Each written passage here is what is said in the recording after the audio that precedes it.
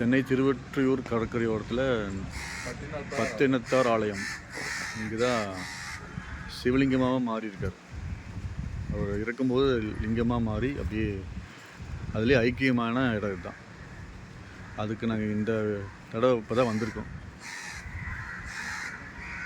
சுரேஷ், லக்ஷ்மண், நான்.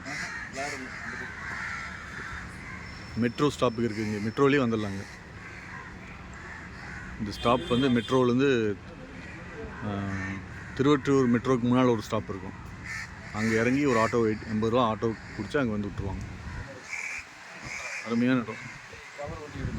அவர் 10ஆம் நூற்றாண்டில் வாழ்ந்தவர்.